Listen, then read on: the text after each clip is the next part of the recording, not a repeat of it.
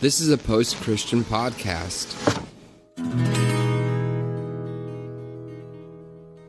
Welcome to the Revolution Church podcast. Welcome to Revolution Meet Your Congregation. Today we have we have somebody from the original Revolution, which is really crazy, Mickey, who is actually helped us really start the thing back in, I guess, 94. Back in Phoenix, Arizona. And so this is someone from 24 years ago? 24 years ago. So please welcome Mickey, and I'm catching up with him too. This is the first time we've talked in probably 23 years. So welcome. Right. Thank you. Are you still in Arizona? I am in Arizona. I'm in Phoenix, still running around here. Yeah. So you were part of kind of the original crew with Revolution a long time ago.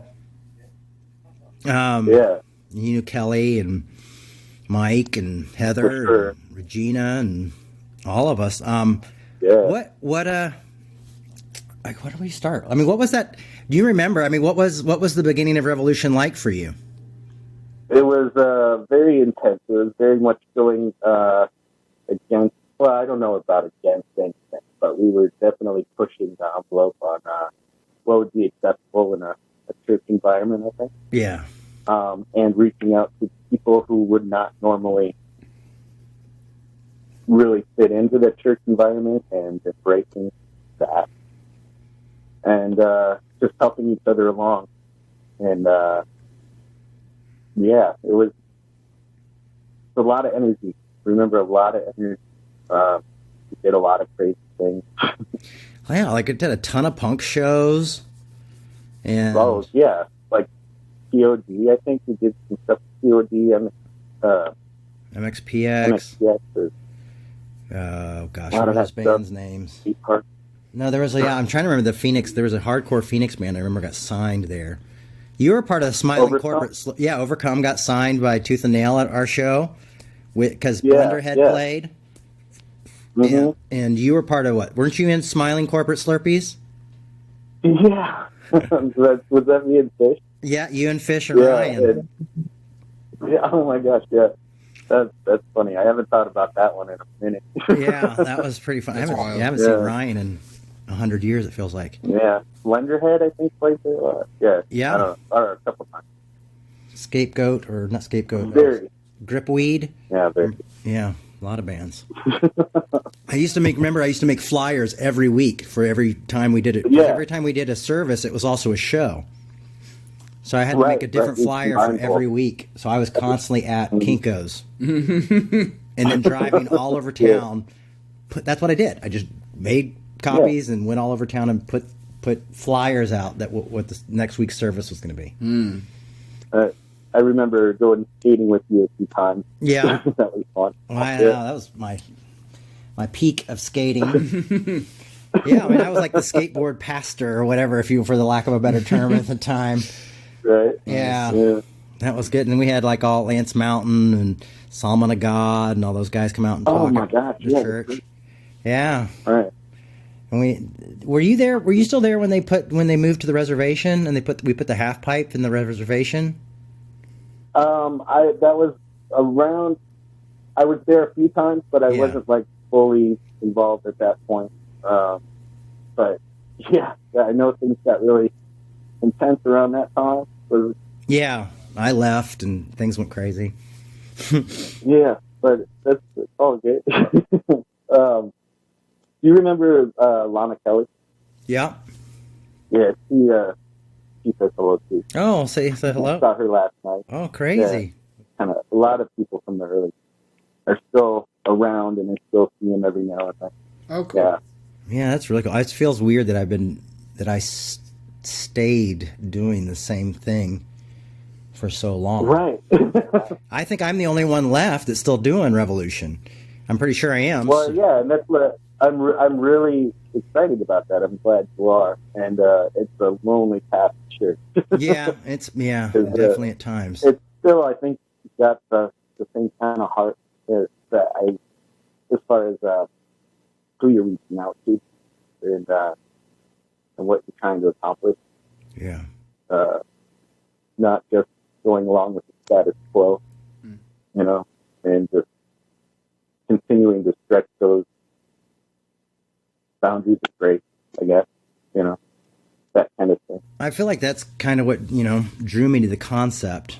I felt like we didn't necessarily have that message at first. I think we kind of had just a normal kind of Assemblies of God evangelical message, but there was still something about crossing those boundaries of welcoming other people that the big churches weren't welcoming, and that for some reason that just finally kind of, for me, evolved into the theology. You know, like the theology was kind of like almost like had to evolve into what it was. Like, you know what I mean? Like our theology was just kind of churchy theology until we're like, oh, we love Jesus, but we're punk rock. You know what I mean?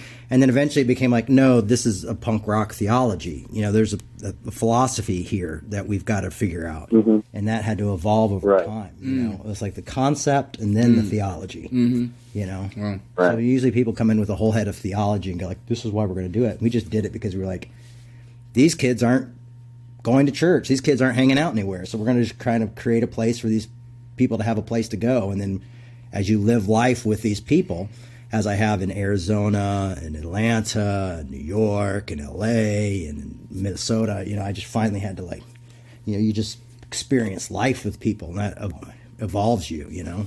For sure. And you reaching out to the LGBT community, I mean, that's very, very cool. I'm glad that you're doing that. And I know that that has not been an easy road for you. Yeah, at all. Yeah, that was a tough one to... Recently, we had a similar experience. I'm a bouncer at a bar here in Thunderbird Mountain. And somebody came in and gave us a 2-star review because they saw someone in drag playing cornhole. Oh, jeez. And we're upset about it. So we decided to flip that, and then we ended up doing a cornhole tournament for drag queens and kings. Oh. And we had the Secretary of State, Katie Hobbs, came out, and she was playing in the team. Yeah, so it's like we took a bad situation and flipped it. And, that's cool. It was one of our best days at the bar, just by embracing the people on the you know, the outer, on the fringe. The same that's kind super of rad. Yeah, the fringe. Yeah, accepting people as humans as opposed to all these different things that we like to do and criticize. Yeah, that's a lot of the reasons. You know, I don't go to a traditional church generally because there isn't that. Or there is, I'm sure. I'm not. That's a very broad statement. Right. Because I'm sure there are for that everywhere, and you see it. You're part of that. So, yeah, it's encouraging to see. Hopefully, more people start embracing each other as people, and not so much the stereotypes or, you know, racist, homophobic stuff that we're seeing so much of. You know, it's yeah. And I'm glad that you're going in that direction, not just going with the status quo. Joel Osteen. Yeah, no, I've never been able to. I don't know. I like to think and use my head and follow my convictions, and so that gets me in trouble. But, you know. Well, good. I don't know. Yeah, and this whole punk rock ethic thing kind of stuck with me too. So, and the skateboarding thing and all that stuff, just kind of. There's so much deep connections there that were beyond even religion that, you know, you find, and Absolutely. so.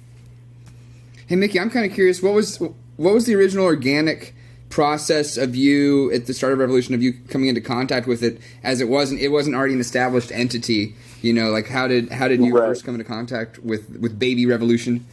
Right. Well, my grandfather and my father were both Baptist ministers, and so I had learned a lot about what was wrong with everyone else's religion and everybody else's aspect of Christianity. So in that, as I got older, I realized what we were just talking about. It's more about understanding and having compassion for other humans is important. It's the main, I think, message that Christ is preaching, his compassion and love for one another. And I didn't really see that in the church.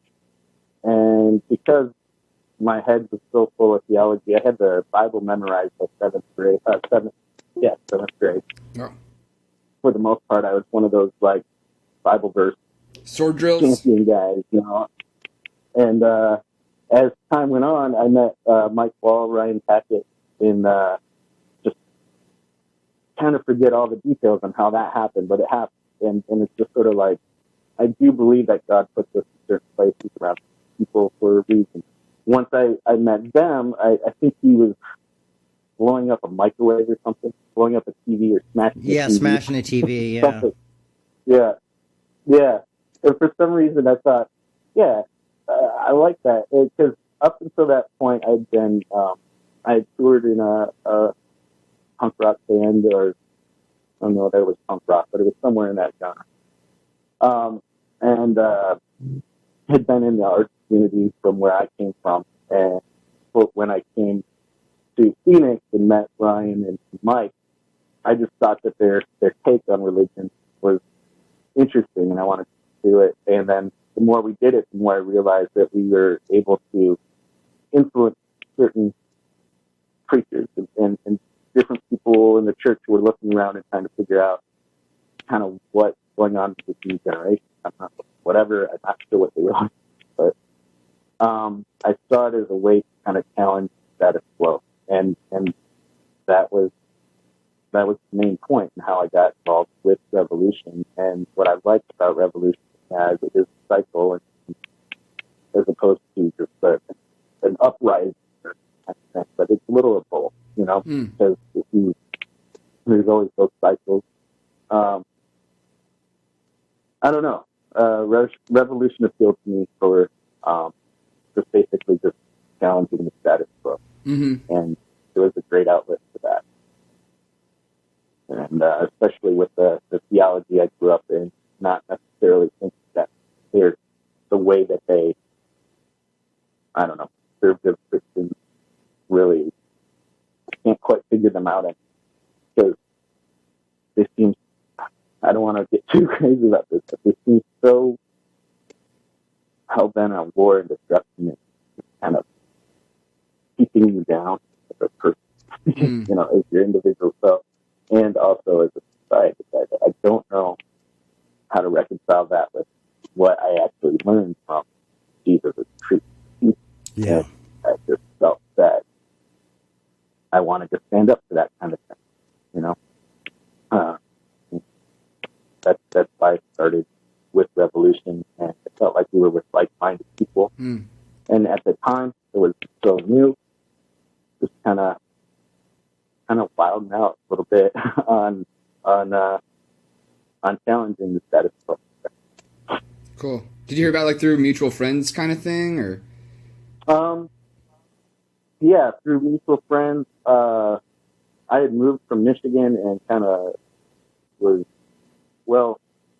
I don't know, the minutia of all that. I'm not sure it's all too relevant, and honestly, I don't know how. Sometimes you meet people and you don't quite remember how you met them or how it evolved. It's a while ago. And that's basically, yeah. Yeah. But it did kind of feel like the Wild West. I mean, it felt like we were just kids and we all just agreed to do it, and it was just like we were doing something that nobody else was doing, and it was actually happening, and somehow this gigantic megachurch supported what we were doing, even though they wouldn't let their kids and stuff come down, but they still liked what we were doing. And it somehow just happened. You know what I mean? It was a weird time. It was perfect timing. And we were just we were kids. We were all just, and our teenagers doing this thing to make, to just make it happen. And it was packed out. I mean, people from all over knew where you coming from. I mean, it felt it's almost like being a part of a gang in Arizona at the time. You know what I mean? Because you go down to the coffee shop, those are the Revolution guys, those are, those are the Balance Skaters, those are those people, and it was like you're part of your clique. Your clique, but not a clique, I guess. But you just knew everybody, and they knew about Revolution. It was an inclusive clique, though. Yeah. We were always open for anyone who came. but it wasn't for everybody. And yeah, and that scene isn't for everybody, but for the people it was for, I think it really affected and had that on them. And yeah, I've been talking to a couple of the people from Revolution from back in those days, and it's kind of like once you've become a Christian, like God doesn't let you go no matter what, you know. So like even though you may deny it and you try to get away from it, you may not even, you know, you just don't embrace it. Yeah. But eventually, God kind of gets back to you. You know, the Holy Spirit just brings you back, and it doesn't matter what you just try to do to get away. It's you're haunted. Happen. Yeah, you're haunted. That's the phrase you use. Yeah, Yeah. yeah. Haunted But by the in a Holy good Ghost. way, I think. Yeah, haunted by the Holy Spirit. Yeah. Well, it's funny to see, like, too, like I see a lot of few folks online from those early days, like my friend Chris, and you know, he does voiceovers now and all that kind of stuff. But it's like he's still like cool skater-y, punky hip hop dude. You know what I mean? And it's so funny how many of us, like I've seen along, like kind of stayed in, you know, like what we were passionate Who about. they were. Yeah, what we were passionate about as teenagers, we're passionate about in our 40s. You know what I mean? It's like or 30s, Right. you know, whatever. We're still kind of, you know, passionate about that. There's just some spirit there that just was like, it stuck with us. You know, we're not all in suits and ties and going like, when we were kids, we used to dress funny. You know, it's like He's still dressed. it's still kind of part of our lives. Yeah, it's really cool. So, what was Revolution like after Jay left? Were you still there after Jay left, Mickey? Yeah, I was there before and after Jay Yeah. for a little bit. Uh-huh. And it was fairly, I don't know, it was fairly consistent. It was a really tight-knit community and in a lot of ways. I mean, we bonded with so many of them. And it's one of those lifelong bonds. Not like, I can't think of anybody from like when I was a kid at church that I still communicate with other than the Revolution people. Like, just because we were kind of cut from the same cloth, we had a very similar mindset. And it was inspirational, and it was very, I think it was good for a lot of people, and some people maybe it wasn't so great for. Yeah, I don't know. I can't really put my finger on it. You can't really tell what's going on in other. Sure. Yeah, you can only speak for yourself, I suppose. Yeah, right. I mean, I haven't seen Mike in years. Yeah, I didn't want to bring that up. I was curious, like what did you guys talk at all? No, not really. I mean, we just kind of lost touch, you know, and I'd love to talk to him. I don't see him on Instagram or Twitter or anywhere like that, and I don't have a number for him, so. Right. He looks like he's doing good, but he's not on Instagram or Facebook too much, but I do see him once in a while posting photos and different things, but not very, like, I don't see him. He's not on it all the time. Yeah. But he's there somewhere. Okay, well, I'm going to find him now that you said that, because I'd love to see him and talk to him, because I've been, you know, just recently connected with somebody who was with me in Atlanta and I haven't seen in 6 or 7 years, and it'd be good to probably connect with Mike again. Right. You know, me and Kelly still talk, so we're still... Oh, that's cool. Yeah, so... That's cool. So, yeah. But, Fish would be a good contact too. I bet he'd be pretty fun to talk to. Yeah, he would be great to talk to. Yeah, he's at Washington right now, living on an island. Wow, that sounds like him. All right. So, Minneapolis is where your home base is right now? Yep, in Minneapolis, Minnesota. Lots of snow. Very cool. Yeah, it's kind of awful, but, you know, it's okay. We're surviving. We're surviving the snow-apocalypse and the everyday life of trying to survive. And I have 2 kids now, and I have to bundle them up, and that takes forever. But, you know, it is what it is. Right. Yeah. I've got a daughter myself. Oh, really? Cool. 14, yeah. 14? been a while. Yeah. Wow. Yeah, mine are 2 and 4, so I've still got a little bit ahead of me. Right. It gets easier. Thank you.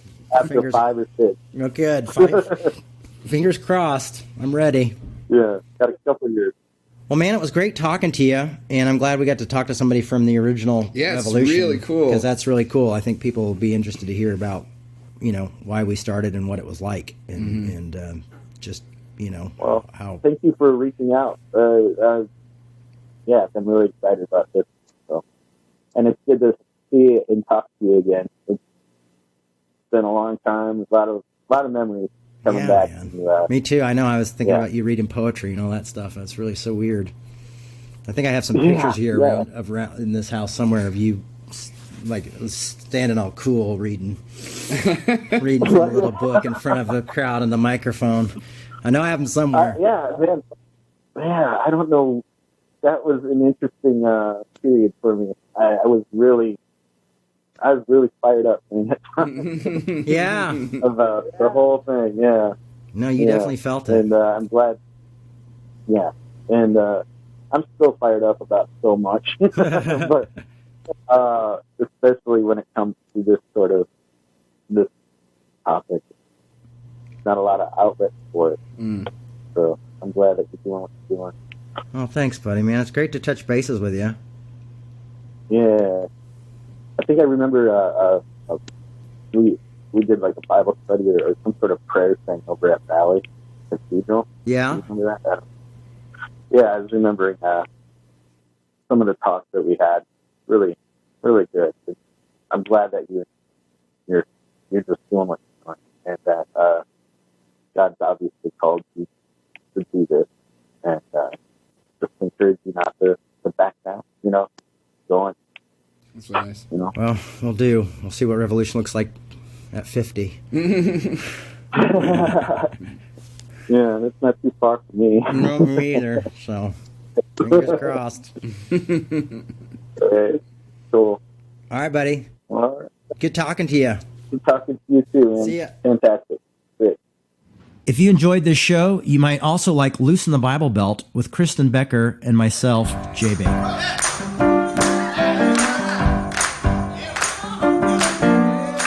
We're living in a society that's like money buys comfort and ease. Yes. And at the core of that, it's trust, right? I mean, it's a mistrust of allowing yourself vulnerability. Yeah, and you see both sides doing it. You see the progressives want to be comfortable with their life and say, all conservatives are bad. And then you see the conservatives doing it and they want their way of life. And they're both seeking comfort. And what we've been talking about doing with the Loosen the Bible Belt podcast and tour is saying we want to create a space where people can come and be uncomfortable and disagree well. And we've lost the art of disagreeing well because we all want to be taken care of and be affirmed. And it's like, when are we going to grow up? It's not about being happy and comfortable, not for the progressive and not for the conservative. Yeah. And in fact, right, that tension that we cannot handle actually creates more animosity. Yes. Right? We begin to dehumanize the other that we disagree with to the point that we can no longer, we can't even sit next to each other and worship the deity together. That's pathetic. Superstition, prayer, spirituality. That was a post-Christian podcast.